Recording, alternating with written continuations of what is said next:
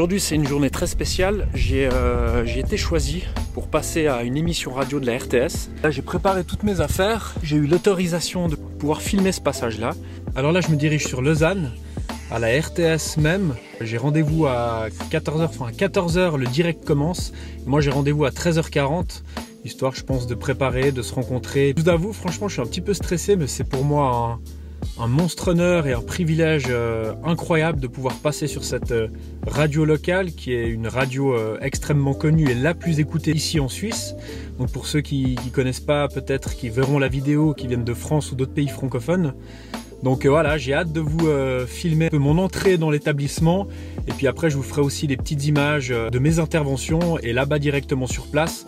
Normalement ils m'ont dit que ça poserait pas trop de problèmes, donc je pense que je vais mettre mon trépied. Vous aurez certaines bribes de ce qui s'est passé là-bas directement. Bon, j'ai pris le temps ce matin de me couper les cheveux, donc je me suis fait mon petit dégradé. C'est aussi ça l'autonomie et la résilience.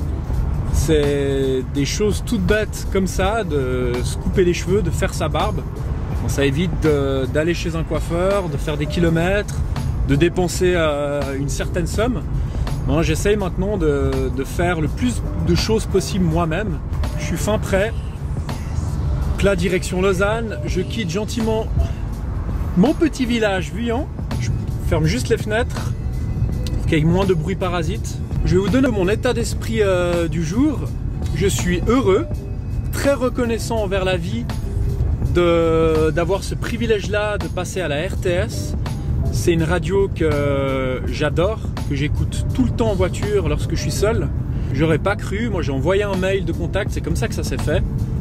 À la suite de la fin d'une émission qui passait en direct, il donnait la possibilité justement de pouvoir les contacter. Je sais pas pourquoi ce jour-là, je me suis dit, il y a quelques jours du coup, c'était tout récent, je me suis dit, tu sais quoi Adrien, vas-y, envoie un mail, explique ton projet. Alors, tu verras bien si déjà ils vont te répondre et puis voilà. J'avais une certaine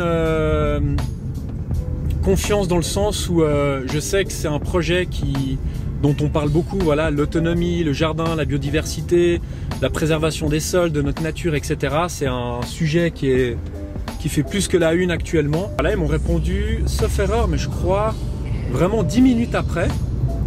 Ok, super votre projet, on vous remercie de votre prise de contact. On vous donne rendez-vous mardi prochain pour notre émission Premier Rendez-vous.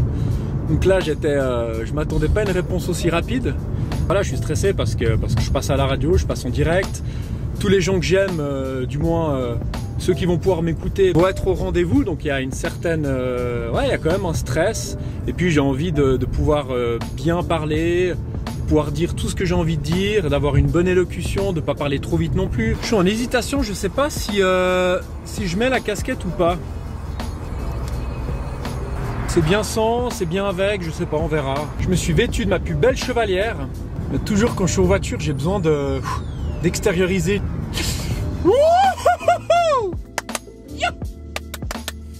Petite anecdote, je vais peut-être vous apprendre quelque chose.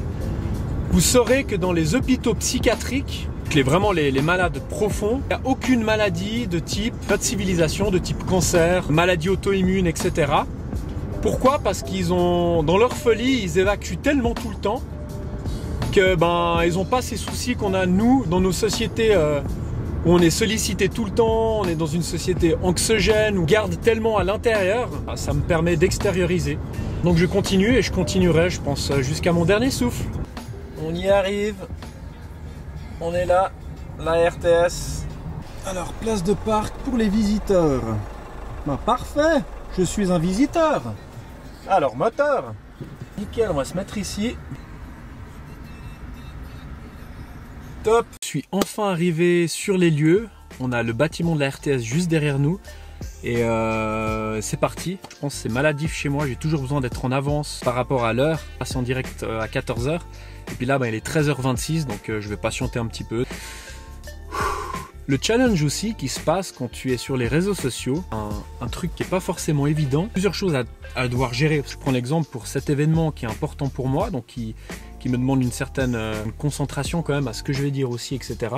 À gérer aussi la chaîne YouTube, ce que je fais là actuellement avec vous, l'appareil photo, à aussi gérer Instagram, d'être concentré sur le rendez-vous du jour qui est important. De toute façon que ça va de plus en plus être naturel et spontané. De gérer tous ces canaux-là. Et ben voilà, je fais de mon mieux, mais c'est vrai que c'est un challenge en tout cas pour moi. Parce que j'aime bien quand j'ai un rendez-vous important d'être focus sur ce rendez-vous-là et puis pas d'avoir, on va dire, des distractions autres.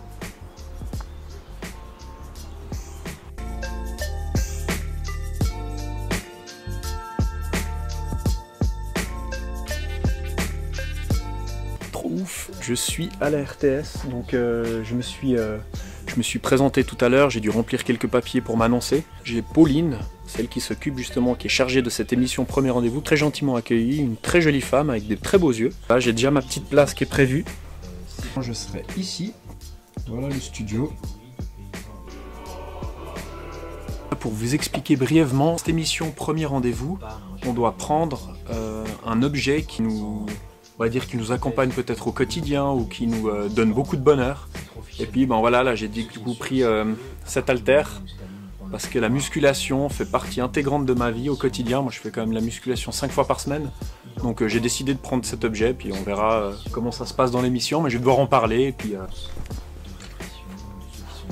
je vais peut-être mettre un poil. Hop. Voilà.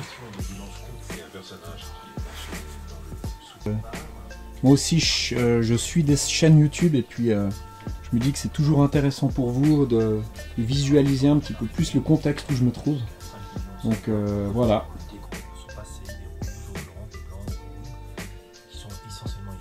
Premier Rendez-vous, c'est une émission où je me trouve en fait avec une autre personne. Généralement c'est des gens qui ont eu un parcours très atypique ou qui sont des artistes qui ont quand même une certaine notoriété, ce qui n'est pas mon cas, enfin pas pour le moment. C'est assez fou de se retrouver ici dans cette émission. Deuxième invité, ce sera une ancienne footballeuse internationale. Donc le but de l'émission, c'est de parler un petit peu chacun de notre vie, de notre projet. Donc là on est dans la régie. C'est comment votre prénom? José. Donc c'est José qui s'occupe de gérer tout ça pour qu'il y ait, on va dire, un son, une qualité de son optimale, et puis aussi tous les suivis des musiques, des coupures, etc. Donc on voit que c'est un sacré tableau de bord. Ça commence, je l'ai dit, par l'alphabétisation. C'est vraiment une émission tranquille, on est là pour parler comme au café. Moi je suis heureuse si vous pouvez exprimer votre curiosité. Donc n'hésitez pas à intervenir. Je suis toujours là pour vous soutenir, je guide l'émission, jamais je vous laisse tomber. Premier rendez-vous. Un après-midi de personnalité, une première rencontre toujours singulière, en direct sur La Première. Notre deuxième invité est un jeune homme de 28 ans qui décide de se lancer dans une aventure étonnante, mêler permaculture et culturisme. Oui, vous avez bien entendu, ce youtubeur bien sapé mêle conseils pour jardiner et s'alimenter tout en déployant ses biscottos saillants. Marié, père de 2 jeunes enfants de 3 et 7 ans, c'est après un épisode de surmenage dans son ancien métier de courtier en assurance qu'il décide de changer d'orientation. Installé à Vuillan, dans la Broye vaudoise, accompagné de ses canards, de ses 2 chiens et chats, il s'essaie à un nouveau mode de vie. À sa manière, il incarne cette génération qui ne veut plus de la vie de bureau, mais vénère les écrans, avec en même temps ce fort désir de reconnexion à la terre. Notre première invitée est Madeleine Boll, notre second invité est Adrien Denham. Bienvenue dans Premier Rendez-vous. Bonjour Adrien Denham. Bonjour, merci de me recevoir, c'est un honneur et un grand privilège en tout cas d'être parmi vous aujourd'hui. C'est une joie de vous recevoir, merci d'être là aussi. Merci. Adrien Denham, vous, c'était plutôt alors les magasins de musique, puis après les magasins de mode, avant de vous retrouver dans les assurances, et maintenant, voilà, les mains dans le jardin, et puis toujours les biscottos à l'air. Et je recommande vraiment les gens, s'ils veulent le voir, Adrien Denham en action, c'est la chaîne Culture Physique, et c'est là que vous pouvez découvrir vos conseils pour le jardin. Et puis aussi des conseils d'alimentation, etc. C'est un peu le début, mais ça promet. Adrien Denham. Adrien Denham, vous avez apporté avec vous un objet. De quoi s'agit-il? Alors, juste histoire de le prendre. Alors, c'est un... Vous l'écrivez peut-être d'abord. Oui, j'ai pris avec moi... je peux dire ce que c'est même? Ah oui, sûr. ouais. Alors, c'est un haltère, du coup. Un haltère, hein. Donc là, on met les disques de poids. Donc là, en effet, il n'est pas chargé. Hein. Ensuite, on dévisse simplement... le système ici, puis on met les poids qu'on désire. Donc j'ai pris un haltère pour la simple et bonne raison que la musculation fait partie de mon quotidien. Je m'entraîne 5 fois par semaine, donc environ 1h, 1h30. C'est-à-dire, vous prenez vos poids dans le jardin ou bien comment vous faites? Alors, j'aimerais bien avoir un fitness à l'extérieur, mais bon, ce serait difficilement possible en termes de logistique. Mais je me suis créé un petit home gym en fait à la maison. Depuis le début d'année, je me suis dit qu'avec les fermetures du fitness, la pandémie, etc., toujours dans cette démarche d'autonomie, ça peut paraître bête, hein, mais comme se couper les cheveux, je me coupe les cheveux tout seul. Enfin, cette soif un peu Boule à de... zéro, Adrien Denham. Presque, il y a un petit dégradé quand même. C'est quand même un peu plus technique la boule à zéro. Et dans cette démarche d'autonomie, je me suis dit, je me fais un petit home gym à la maison. Puis voilà, donc j'ai investi sur certains matériels, dont des haltères. Adrien Denham, votre jardin en permaculture, vous l'avez débuté où? Est-ce que vous aviez déjà un jardin, peut-être un endroit, ou comment ça s'est donné finalement, le début de l'aventure? Alors en effet, moi je voulais me lancer à la base lorsque j'habitais un appartement où j'avais pas de jardin, on avait simplement un balcon, et puis la vie a fait que j'ai rien mis en place. Et puis quand on a déménagé avec mon épouse et nos 2 enfants dans le village où on est actuellement, dans la Broye, on avait la chance d'avoir avec l'appartement une petite parcelle de jardin, donc c'était pas très grand, mais c'est toujours bien pour débuter. C'est un des principes en permaculture, c'est de commencer petit pour avoir un maximum de réussite. Et puis j'avais environ peut-être 15 mètres carrés sur cette parcelle où j'ai fait mes premières expérimentations, et puis qui ont été pour moi vraiment l'élément déclencheur de ça. Vous pourrez préciser un peu quel est Oui. la permaculture? Qu'est-ce que la permaculture? Oui, Une très bonne parce que question. J'ai cru que tout le monde savait, mais bon... Non, alors vous faites très bien de la poser, parce que beaucoup ne savent pas forcément ce que c'est. On va dire, on n'a rien inventé, on a simplement, enfin je dis on, mais les créateurs plutôt de la permaculture. Alors il en fait aussi partie, Pierre Rabhi, qui est aussi une personne qui m'a beaucoup inspiré. Et la permaculture, donc c'est vraiment juste, on a mis un mot, une philosophie sur des pratiques, on va dire, de jardin agricole. Donc il y avait des Amérindiens qui le faisaient aussi très bien, mais on n'avait pas le mot permaculture. Donc permaculture, ça veut dire culture permanente.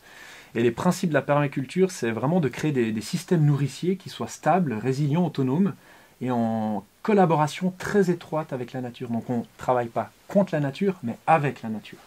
Et la permaculture s'inspire aussi des écosystèmes naturels, donc elle se base sur le biomimétisme, c'est-à-dire l'observation des écosystèmes qui se trouvent autour de nous dans la nature, en particulier celui de la forêt, parce que c'est de loin le plus riche de notre planète, et puis de retranscrire toutes ces observations dans des jardins et dans des systèmes nourriciers, que ce soit des balcons ou un jardin, si on a la chance d'avoir un jardin. Quelles sont vos récoltes? À quoi ça ressemble? Qu'est-ce que vous pouvez récolter tout au long de l'année? On va dire tout un jardin, un jardin aussi classique qu'on peut l'imaginer conventionnellement, simplement qu'en permaculture, comme on observe la nature et on retranscrit ces observations-là, on essaye de faire des associations de cultures pour qu'une plante en aide une autre. Par exemple? Par exemple, les poireaux pour la fraise, on met souvent des poireaux au milieu des fraisiers. On peut mettre typiquement une plante qui s'appelle la consoude, qui est une plante extrêmement mellifère, c'est-à-dire qui attire les pollinisateurs, qui nourrit les abeilles, et qui fait une racine pivot qui descend très profond dans le sol. Et dès qu'on taille cette plante, on la met après sur notre sol, qui va se dégrader. Elle va apporter du potassium, qui est très intéressant pour la fructification, la floraison des légumes. Donc vous voyez, c'est tout des associations comme ça, des réflexions par rapport au jardin. Madeleine, c'est bon? Oui, ça va mieux. Parfait. Adrien Denham, youtubeur avec sa chaîne Culture Physique, et Madeleine Boll, qui est donc une grande joueuse de football suisse, plus précisément valaisanne d'origine, et ça compte, le côté valaisan, et ça on peut vous dire que c'est pour de vrai. Et j'en suis fier, comme on dit. Ça se voit. Adrien Denham, Madeleine Boll, je vais revenir sur un moment clé de votre vie. Adrien Denham, vous m'avez mentionné la naissance de vos enfants. Pourquoi vous aviez envie de me parler de ça aujourd'hui? Je pense que c'est l'aventure la plus incroyable qu'on peut vivre dans une vie, c'est de donner la vie au final. Et puis, ça a été pour moi un chamboulement autant au niveau rythme de vie, parce que ceux qui ont des enfants le savent, c'est un rythme de vie effréné, ça change la vie tout simplement. Et puis c'est tellement magnifique de donner la vie. Je pense qu'il m'a fallu moi, quand mon premier enfant Ethan est né, genre 22 ans, non? Ouais, 22 ans exactement. Ouais. Vous avez fait tout très jeune, le mariage, les enfants. Ouais. C'était quoi, une volonté d'être sur des rails ou une volonté, je pense, de ma part depuis toujours, et puis surtout des valeurs que m'ont transmises, des valeurs que m'ont transmis aussi mes parents.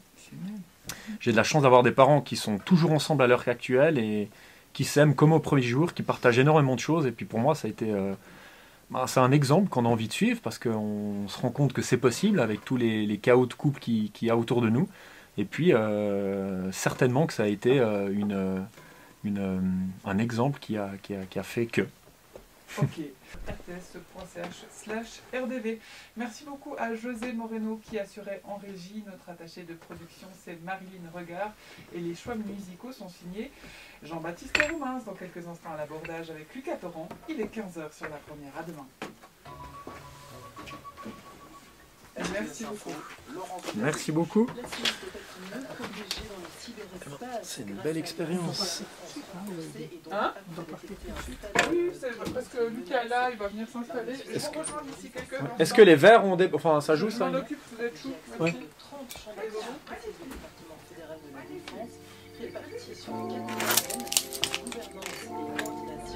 Bon, émission terminée. Je viens de rentrer dans ma voiture. C'était une chouette expérience. Je vais peut-être faire ma petite manœuvre.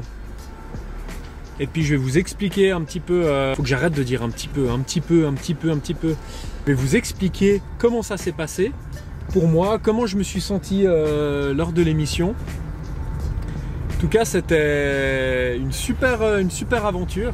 Et comme autre invité, c'était une footballeuse internationale.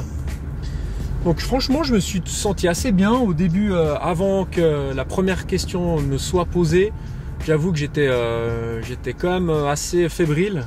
C'était, vous savez, cette fameuse sensation, le ventre qui se resserre et puis ces symptômes de stress qui apparaissent.